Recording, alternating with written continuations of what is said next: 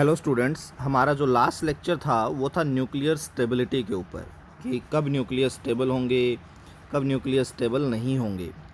तो कुछ स्टूडेंट्स के एक दो डाउट्स आ रहे हैं मेरे पास में। अब जैसे कि एक कॉमन डाउट ये आ रहा है कुछ एक स्टूडेंट्स का कि ये जो स्टेबिलिटीज़ है वही नंबर ऑफ़ इवन्स या इवन या ओड ओड स्टेबिलिटी, ये सर इसके पीछे लॉजिक क्या है कि ये ज़्यादा स्टेबल है, इवन वाले ज़्यादा स्टेबल हैं, वो उनसे कम हैं। What is the logic behind all this kind of stuff. और एक डाउट और था मेरे पास में आ रहा था यहाँ पे कि जैसे ही नंबर ऑफ़ न्यूट्रॉन्स इंक्रीज़ हो जाएंगे तो क्या न्यूक्लियस ज़्यादा स्टेबल होगा कि नहीं होगा। तो सबसे पहले इस डाउट को देखते हैं। देखो बेटा, एक सीधी सी बात है, न्यूक्लियस सबसे ज़्यादा स्टेबल होगा जब नंबर ऑफ़ न्यूट्रॉन्स और प्रोटॉन्स बराबर होंगे। अब हैवी एलिमेंट्स के केस में क्या होता है, हैवी एलिमेंट्स के केस में नंबर ऑफ़ प्रोटॉन्स बढ़ते हैं, रिपल्सिव फोर्स बढ़ता है, इनको काउंटर बैलेंस करवाने के लिए नंबर ऑफ़ न्यूट्रॉन्स भी बढ़ जाते हैं ताकि अट्रैक्टिव फोर्स बढ़े और न्यूक्लियाई जो है स्टेबल होना चाहिए। तो अब हैवी न्यूक्लियाई के केस में क्या होगा, फॉर हैवी न्यूक्लियाई ज़्यादा स्टेबल कब होंगे, जब नंबर ऑफ़ न्यूट्रॉन्स क्या होंगे, ज़्यादा होंगे किनसे, नंबर ऑफ़ प्रोटॉन से। हैवी न्यूक्लियाई तो तभी स्टेबल होंगे क्योंकि अगर प्रोटॉन ज़्यादा होंगे तो रिपल्सिव फोर्स ज़्यादा हो जाएगा। अब ज़रा एक कंपैरिजन करो, मेरे पास एक हैवी न्यूक्लियाई है और एक मेरे पास में क्या है, लाइटर न्यूक्लियाई है। जो हैवी न्यूक्लियाई है उसमें नंबर ऑफ़ न्यूट्रॉन्स ज़्यादा है प्रोटॉन से, लाइटर न्यूक्लियाई में दोनों बराबर हैं। कौन सा ज़्यादा स्टेबल होगा? अब अगर आप इन दोनों का कंपेयर करें तो लाइटर न्यूक्लियाई ज़्यादा स्टेबल होगा। इसलिए मैं बार बार बोल रहा हूँ कि लाइटर न्यूक्लियाई वो न्यूक्लियाई ज़्यादा स्टेबल होंगे जिनमें नंबर ऑफ़ न्यूट्रॉन्स और नंबर ऑफ़ प्रोटॉन्स क्या हों, बराबर हों। ठीक है ना, दोनों के कंपैरिजन करने के बाद भी एंड रिजल्ट की मैं बात कर रहा हूँ।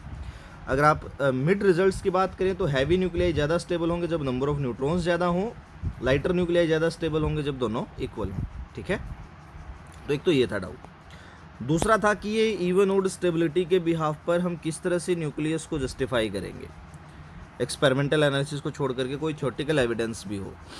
तो देखिए, मैं इस इवन ओड स्टेबिलिटी के ज़्यादा डिटेल में जाना नहीं चाहता हूँ क्योंकि वहाँ पर चीज़ें फिर आपके लिए ग्रैब करना इस स्टेज पे बड़ी प्रॉब्लमेटिक हो जाएंगी। मॉडर्न फिजिक्स बिल्कुल अलग चलती है क्लासिकल से। तो फिर भी बार बार ये क्वेश्चन आ रहा है। लिटरली तो मैं बताऊँ, मैं इसमें बिल्कुल भी डिस्कशन चाहता ही नहीं था, पर आ रहा है तो मैं थोड़ा सा आइडिया आपको दे देता हूँ। देखो, एक छोटी सी चीज़ देखते हैं इसको समझने के लिए। लेट अस सपोज मैं कह दूँ मेरे पास में कोई एटम है, ये रहा। ओके, यहाँ पर 2 इलेक्ट्रॉन, फिर मैंने कह दिया कोई एटम है। ओके, 2 इलेक्ट्रॉन यहाँ पर, उसके बाद 1 इलेक्ट्रॉन यहाँ पर। अब इन दोनों में से ज़्यादा स्टेबल कौन? या मान लो यहाँ पर बीच में एक सेल और है जिसके अंदर 8 इलेक्ट्रॉन्स हैं, लास्ट में ये एक है। अब इन दोनों में से ज़्यादा स्टेबल कौन? आप कहेंगे ये, क्योंकि सर इसका वैलेंस सेल कंप्लीट है, 2 ही चाहिए फर्स्ट में, इसके पास 2 ही हैं तो ये ज़्यादा स्टेबल है। ये कम स्टेबल है, क्यों? क्योंकि इसको लास्ट में अपने ऑक्टेट को कंप्लीट करना है, जबकि इसके पास 1 इलेक्ट्रॉन है तो ये इसको लूज़ करने की टेंडेंसी रखेगा।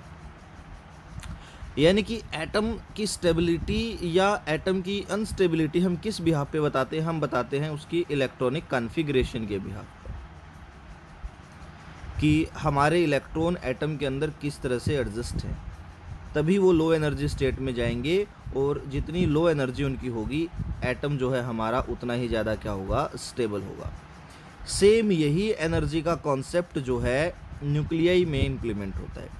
न्यूक्लियस के अंदर भी अलग अलग एनर्जी लेवल्स प्रेजेंट है, जैसे यहाँ पर हैं भी। पहला लेवल हो गया 2 इलेक्ट्रॉन्स का, फिर दूसरा लेवल हो गया 8 इलेक्ट्रॉन्स का, फिर इन 8 इलेक्ट्रॉन्स को अगर आप सब ऑर्बिटल्स में जाओ, पी शेल, एस शेल, उसमें अलग अलग एनर्जी होगी। फिर आप क्या करोगे, सबसे पहले एस शेल को कंप्लीट करोगे, पी को कंप्लीट करोगे, डी को, इस तरह से आप कंप्लीशन करोगे। ठीक है ना। तो अब अगर सेम सिनेरियो न्यूक्लियाई के केस में है तो न्यूक्लियाई के केस में क्या होता है? न्यूक्लियाई के केस में एक अच्छा डायग्राम आपके सामने देखो, ये लाइन आपकी रिप्रेजेंट करिए न्यूक्लियस के अंदर अलग अलग एनर्जी लेवल्स को, ये अलग अलग एनर्जी लेवल्स। ठीक है, मैंने यहाँ मेंशन भी कर रखा है stable, stable, unstable, stable, stable. मैंने यहाँ मोर लेस कुछ नहीं मेंशन कर रखा, मैं उसके बारे में नहीं जाऊँगा, वो आपने पीछे देख लिया। मैं सिर्फ आपको एक बेसिक आइडिया दूंगा। अब क्या होता है, न्यूक्लियस के अंदर भी सेम रूल्स इसी तरह के अप्लाई होते हैं, जो कहते हैं कि एक एनर्जी लेवल पे, एक एनर्जी लेवल के ऊपर 2 न्यूट्रॉन और 2 प्रोटॉन लाई करेंगे विद अपोजिट स्पिन। जिस तरह से इलेक्ट्रॉन नहीं होते, 2 इलेक्ट्रॉन होंगे एक ही एनर्जी लेवल पर अपोजिट स्पिन के साथ में, उसी तरह से एक एनर्जी लेवल के ऊपर 2 आपके पास में जो हैं प्रोटॉन्स या 2 जो हैं न्यूट्रॉन्स आपके क्या करेंगे, लाई करेंगे। ठीक है। अब अगर मैं यहाँ पर देखूँ तो देखिए ये बोरोन का बड़ा अच्छा एग्जाम्पल है। अब ये पहला एनर्जी है, 2 ये जो यहाँ पर देखिए वाइट है वो न्यूट्रॉन को रिप्रेजेंट कर रहा है, जो ये पिंक कलर का है वो प्रोटॉन को रिप्रेजेंट कर रहा है। ये आपका पहला एनर्जी लेवल, ये आपका दूसरा एनर्जी लेवल कंप्लीटली फिल है। 2 न्यूट्रॉन्स हैं, 2 प्रोटॉन्स हैं। यहाँ पर देखो 2 न्यूट्रॉन अपोजिट स्पिन के, 2 प्रोटॉन अपोजिट स्पिन के, कंप्लीटली फिल। दूसरा भी कंप्लीटली फिल। तीसरे में भी एक एक का पेयर है। स्टेबल तो है पर कम स्टेबल होगा, अभी देखेंगे किसके कंपैरिजन में कम स्टेबल होगा। सीधा यहाँ पर देखिए बोरोन 512 पे पहला एनर्जी लेवल कंप्लीटली फिल, दूसरा एनर्जी लेवल कंप्लीटली फिल, तीसरा पार्शियली फिल्ड। पर ये जो 4th एनर्जी लेवल है इसके अंदर सिर्फ और सिर्फ क्या है, एक न्यूट्रॉन है। अब अगर इसके अंदर सिर्फ और सिर्फ एक न्यूट्रॉन है तो इसकी टेंडेंसी क्या होगी कि इस न्यूट्रॉन को अपनी एनर्जी रिलीज करनी है और नीचे वाले एनर्जी लेवल पर आना है। अब अगर मैं इस नीचे वाली एनर्जी लेवल की बात करूं तो नीचे वाले में 2 न्यूट्रॉन ऑलरेडी फिल्ड है, सिर्फ एक प्रोटॉन है। तो ये नीचे वाले पर आ जाए, लेकिन नीचे वाले पर आने की कंडीशन क्या है कि इस न्यूट्रॉन को कन्वर्ट होना पड़ेगा किसमें, प्रोटॉन में, तभी ये नीचे वाले पर आ सकते हैं। अब इस न्यूट्रॉन की टेंडेंसी क्या है कि मैं एनर्जी रिलीज करूं और किस में कन्वर्ट हो जाऊं, प्रोटॉन में कन्वर्ट हो जाऊं, लोअर एनर्जी लेवल के ऊपर जंप कर जाऊं। अब मान लो इसने अपनी एनर्जी रिलीज की, प्रोटॉन में कन्वर्ट हुआ, लोअर एनर्जी लेवल पर ऊपर आ गया। अब यहाँ पर देखो प्रोटॉन में कन्वर्ट होती, देखो यहाँ पर 1 2 3 4 5 6 7 न्यूट्रॉन्स थे। 1 2 3 4 5 क्या थे, प्रोटॉन्स थे। 7 न्यूट्रॉन 5 प्रोटॉन, दोनों के दोनों क्या हैं, ओड सिमेट्री थी, तो ये क्या हो गया, अनस्टेबल। अब यहाँ देखो 1 2 3 4 5 6, यहाँ पर 1 2 3 4 5 6। अब यहाँ पर क्या है देखिए, यहाँ पर 6 तो न्यूट्रॉन है और 6 ही क्या है, प्रोटॉन्स हैं, दोनों क्या हैं, इवन।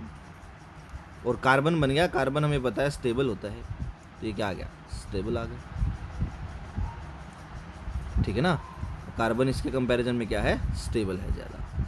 तो इवन के केस में क्या है, हमारे पास में स्टेबिलिटी आती है, और ओड के केस में हमारे पास में क्या आती है, इनस्टेबिलिटी आती है, अनस्टेबल हो जाते हैं। क्यों हो जाते हैं वो मैंने आपको बता दिया, हायर एनर्जी में चले जाएंगे, ब्रेक करेगा और ये हो जाएगा। अब कुछ एक के ब्रेन में आ रहा होगा कि ये न्यूट्रॉन कैसे ब्रेक करेगा, कैसे नहीं करेगा, क्या होगा, तो इसके बारे में हम आगे देखेंगे, इसी पे दोबारा आएंगे हम आगे जब हम रेडियो एक्टिविटी पढ़ेंगे। देखिए नेक्स्ट देखते हैं हम लोग। नेक्स्ट है मैजिक नंबर्स। यहाँ पर मैंने कुछ नंबर लिखे हुए हैं, ये जो नंबर्स हैं हमारे पास में, इनको हम मैजिक नंबर्स बोलते हैं। अब मैजिक नंबर होते क्या हैं, देखो अब एक छोटा सा एग्जांपल लो, मान लो मेरे पास में कोई एटम है, उसके अंदर 2 इलेक्ट्रॉन है, या उसके अंदर 10 इलेक्ट्रॉन है, या मैं कह दूँ उसके अंदर 18 इलेक्ट्रॉन्स हैं, तो वो एटम क्या होगा, आप कहेंगे सबसे ज़्यादा स्टेबल होगा। भाई इनर्ट गैसेज हैं, एक तरह से सबसे ज़्यादा वो हैं, स्टेबल हैं। वो चाहते ही नहीं कि हम अपने इलेक्ट्रॉन्स को लूज़ करें, क्योंकि उनके ऑक्टेट कंप्लीट है, 2 वाले का कंप्लीट है, 10 वाले का 2 और 8 आगे कंप्लीट है, इसका 18 वाले का 2 8 और 8 आगे कंप्लीट है, तो ये स्टेबल है। इस तरह से, जिस तरह से देखो कुछ एक नंबर ऑफ इलेक्ट्रॉन्स ये डिफाइन करते हैं कि मेरा एटम स्टेबल है, उसी तरह से न्यूक्लियस के अंदर नंबर ऑफ न्यूट्रॉन्स और प्रोटॉन्स ये डिफाइन करते हैं कि मेरा एटम मेरा न्यूक्लियस कितना स्टेबल है। तो जिस न्यूक्लियस के अंदर इतने नंबर ऑफ न्यूट्रॉन्स या प्रोटॉन्स होंगे, हमने देखा वो न्यूक्लियस ज़्यादा स्टेबल होते हैं as compare to other one. तो इन नंबर्स को हम बोलते हैं मैजिक नंबर, यानी कि मैजिक नंबर हमारे वो नंबर्स हैं, या आप कह सकते हैं वो नंबर ऑफ न्यूट्रॉन और प्रोटॉन्स हैं जो किसी भी न्यूक्लियाई की क्या बताते हैं, स्टेबिलिटी बताते हैं कि मेरा न्यूक्लियस स्टेबल कितना है। ठीक है, तो ये है मैजिक नंबर्स, ध्यान रख लेना, इनको नोट डाउन भी कर लेना। नेक्स्ट हमारे पास में आती है क्यू वैल्यू। देखो क्यू Q मीन्स एनर्जी, हम यहाँ पर एनर्जी की बात करेंगे।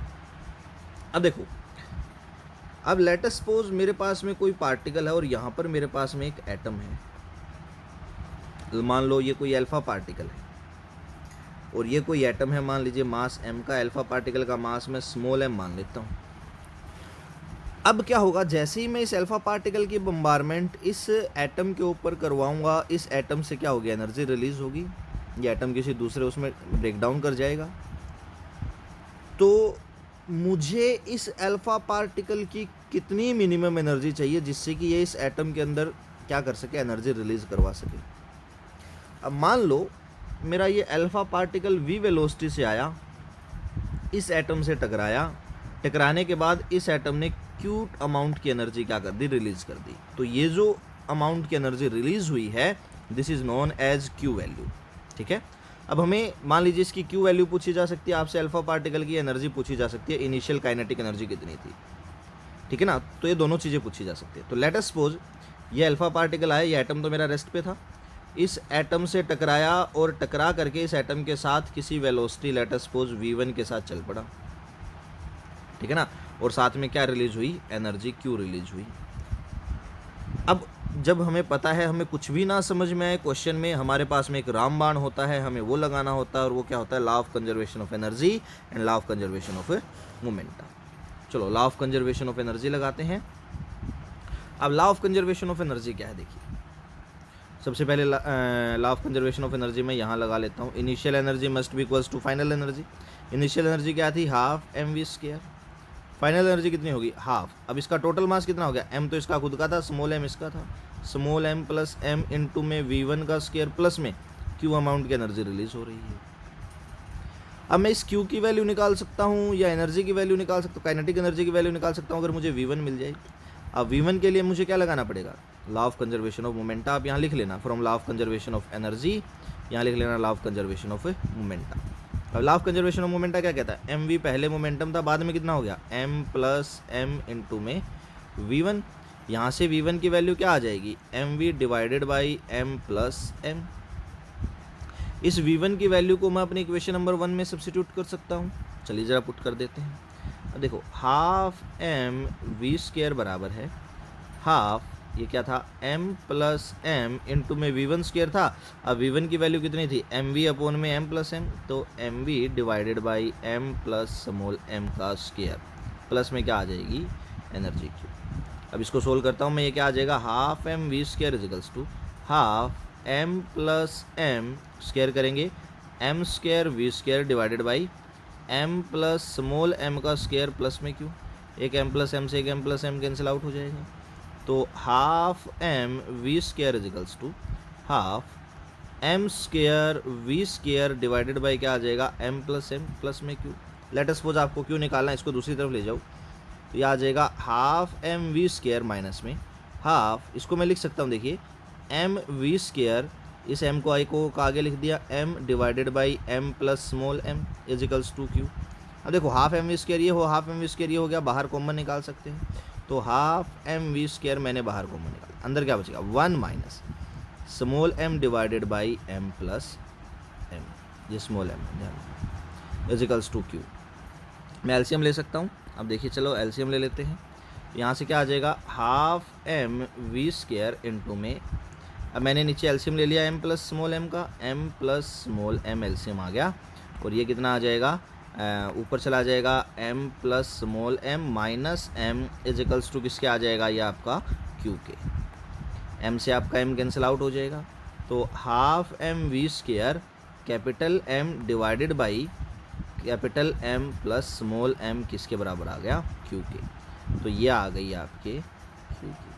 इसको कई बार लिख देते हैं, हाफ mv² को kinetic energy of alpha particle initially थी, अल्फा है तो अल्फा, कोई और है तो वही, this is your q value. अब कई बार दूसरी तरह से पूछ लेते हैं क्वेश्चन को कि kinetic energy of alpha particle बताओ इनिशियली कितनी थी, तो आप kinetic energy of alpha particle भी निकाल सकते हो इनिशियली इजीली। क्या कर दो, kinetic energy of alpha particle बराबर, इस सबको दूसरी तरफ ले जाओ, ये बन जाएगा m plus small m divided by capital M into में q। तो kinetic energy of alpha particle क्या आ जाएगा, एक बार m को इसके नीचे लिख दो, एक बार m को इसके नीचे लिख दो, और इनटू में क्यू कर दो, m से m कट जाएगा तो kinetic energy of alpha particle आ जाएगा 1 plus m upon capital M into में q। तो ये था आपका q वैल्यू। ठीक है, आज के लिए सिर्फ इतना ही। कल हम रेडियो एक्टिविटी को स्टार्ट करेंगे। Thank you, have a great day ahead.